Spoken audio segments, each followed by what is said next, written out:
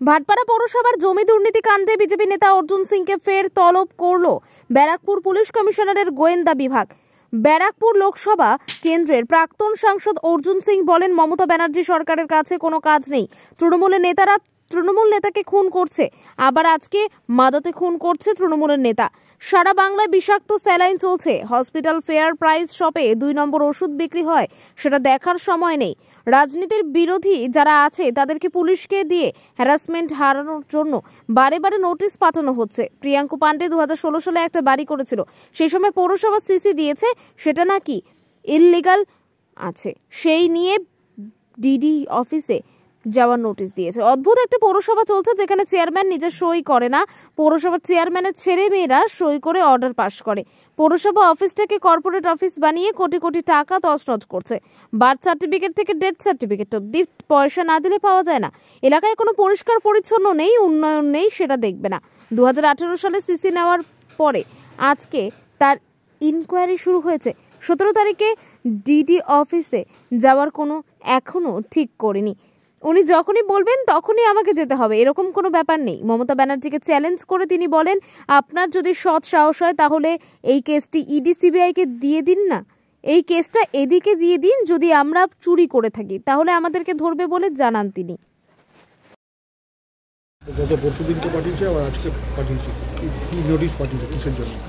মমতা ব্যানার্জি সরকারের কাছে কোনো কাজ নেই, তৃণমূলের নেতার তৃণমূলকে খুন করছে। আবার আজকে মালদাতে খুন হয়েছে তৃণমূলের নেতা। সারা বাংলায় স্লাইন চলছে, যে বিষাক্ত স্লাইন, সেটা দেখার সময় নেই। হসপিটালে ফেয়ার প্রাইস শপে 2 নম্বরই ওষুধ বিক্রি হয়, সে দেখার সময় নেই।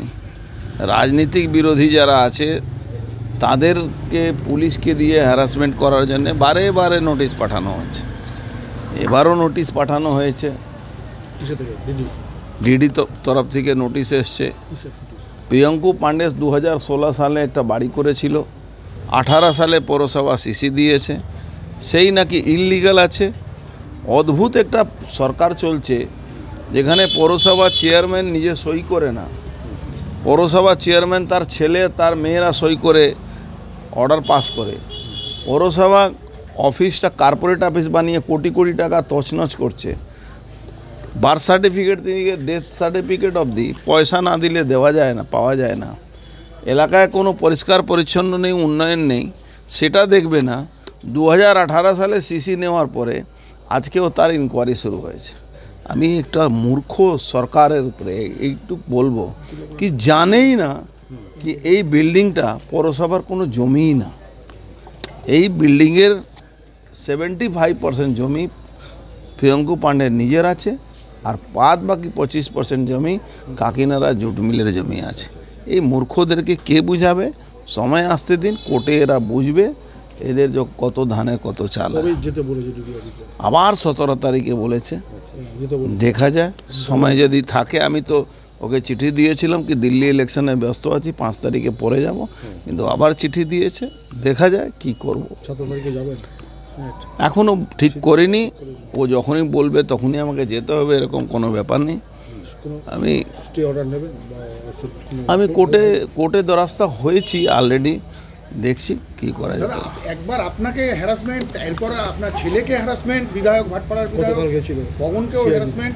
ভালো করছে, যত করলে তত ভালো হবে, ওতে কোনো অসুবিধা নেই। আসলে কিছু না, প্রিয়াঙ্কু পান্ডে কেসে এনআইএ এদের মূল পান্ডাকে ধরেছে, তার সঙ্গে এখানকার বিধায়ক, তার এখানকার এমপি অর্ডার দেওয়ার যোগসূত্র পাওয়া যাবে। এইটা নিয়েই এদের মাথা ব্যথা হয়েছে, এই জন্য এরা চমকানি ধমকানির জন্য চিঠি দিচ্ছে, আর কোনো ব্যাপার বারবার এই জন্য।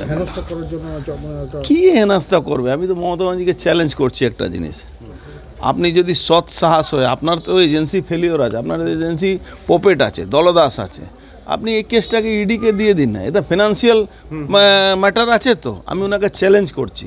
আমি কোর্টে যাব, অর্ডার দেবে না দেবে, আপনি এটাকে ইডিকে দিয়ে দিন, আপনি ইডিকে দিয়ে দিন।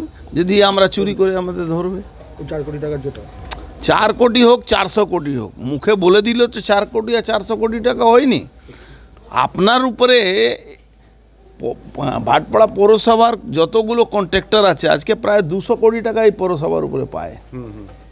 কে কাকে টাকা পাচ্ছে না পাবে, উনি এই মামলাটা ইডিকে দিয়ে দিন, ওনার সাহস থাকলে সিবিআইকে দিয়ে দিন কত ধানে, কেন উনার আর নালে উনার যে ইন্ডিজোটের যে কোনো স্টেট এজেন্সিকে দিয়ে দিন।